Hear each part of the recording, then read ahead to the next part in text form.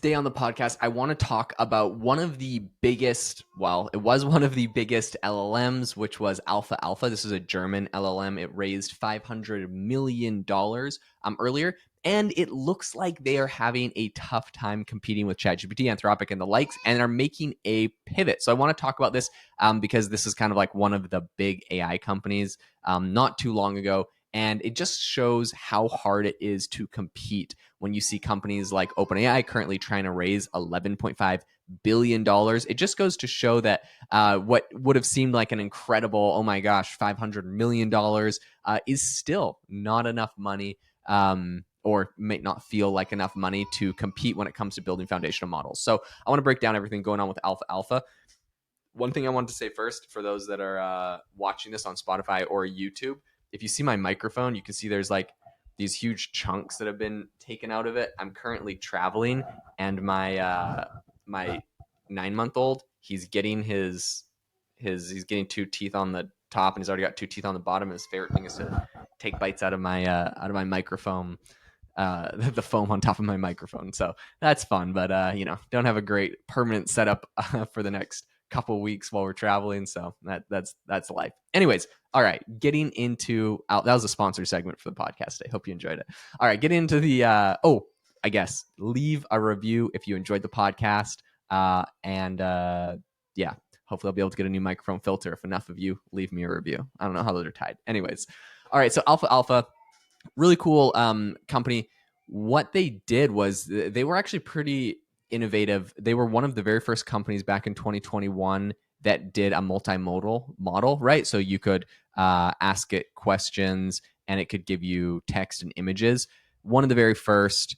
They did a whole bunch of open source stuff under the name Magma. In 2022, they were the first team to develop the ability to create images based on multimodal inputs that they published. So they have a bunch of like really innovative stuff, and they've been doing a lot of things. And they're also like all the GPT OpenAI hype when they first started raising money. They raised their first $5 million back in 2020. And then they raised about $23 million more from a bunch of European VCs in 2021. 2023, they went, and I think right after the big AI hype with ChatGPT, got a bunch of big players, mostly in Europe. They had Bosch, which I believe is based in Belgium. I think I saw their headquarters the other day driving through. They had SAP, Hewlett Packard, a bunch of other big players. They all put in about $500 million. Now, I think, honestly, the premise of that big investment was just like, look, we're an LLM like ChatGPT, but we're European-based. Like, you want to diversify where you're investing in these companies, and we'll have some like new stuff. I think that was kind of like the big thing, because I remember seeing a quote from the CEO when he's kind of talking about this new pivot, and he was like, yeah, just being a European-based LLM isn't enough anymore. And it's like, yeah, obviously. That's not a very good differentiator when it comes to getting customers. In any case, I think this is a great company. They built some good things. So what are they doing? Well, how are they pivoting? They raised $500 million. What's next for them? Are they going to continue? I think the short answer is they're not going to directly continue competing with ChatGPT in a direct consumer way where they have some sort of like ChatGPT thing. What instead they're doing is helping companies to access AI tools and to build out AI tools. And they're doing that through a new sort of, it's all under the same umbrella company, but it's like a new brand name called Faria AI. But essentially, it's an enterprise-focused AI platform. They designed it, but it offers a full stack solution, which they kind of tailor and customize this to different organizations, and they work with a lot of governments as well. So they're selling to organizations and governments. They're building them custom stuff that other people aren't going to be building them. And essentially, it's what they say is that it's an end-to-end system for developing, deploying, and managing AI models.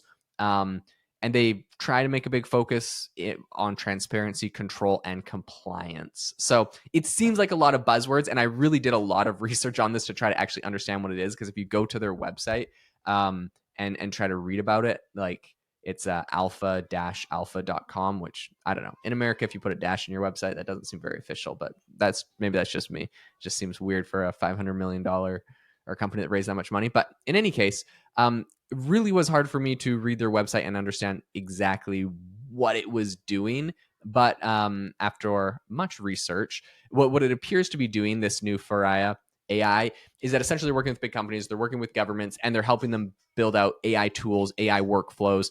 It's like they're like a big AI agency, but they have their own custom tools and they can build powerful stuff. So it's like, what's your data? What are you trying to accomplish? We'll tell you how we can help do that.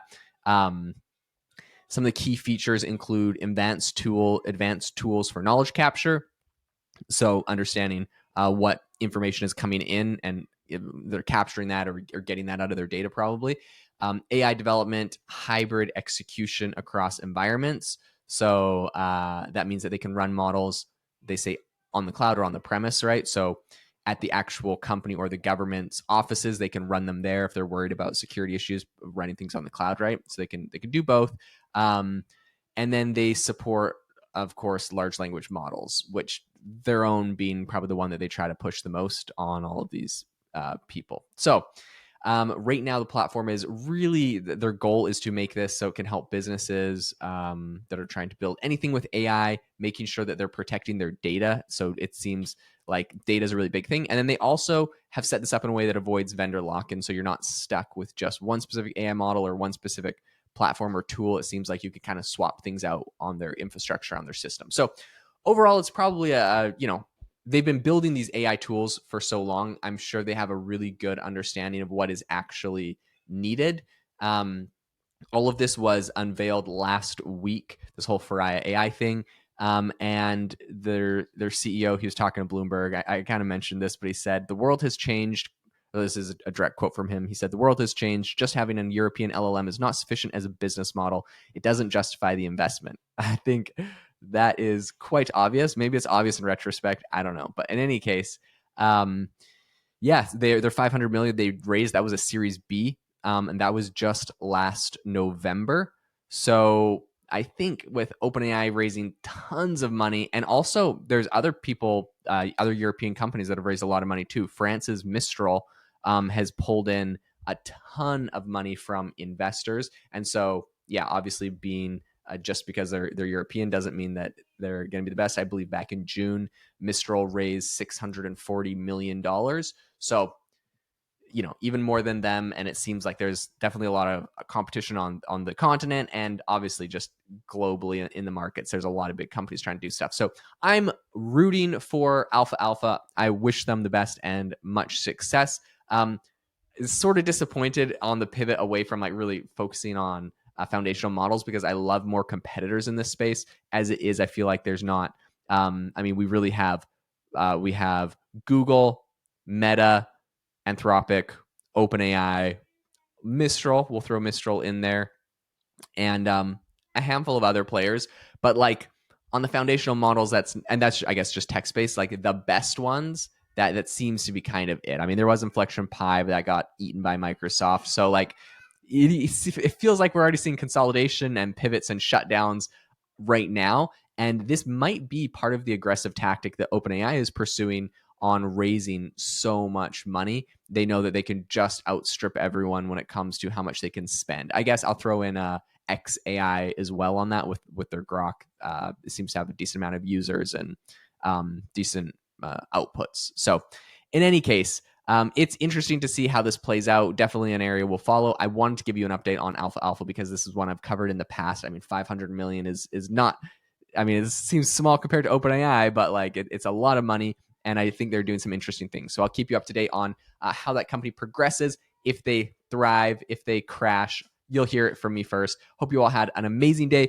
And again, if you enjoy the podcast, especially if you listen on iOS or on Apple, you are my people. And I need a review from you because I have hundreds and hundreds more reviews over on Spotify, but way less listeners over there. So if the Apple people can come to bat and help give Spotify a run for its money, I would appreciate it. Hope you all have an amazing rest of your day.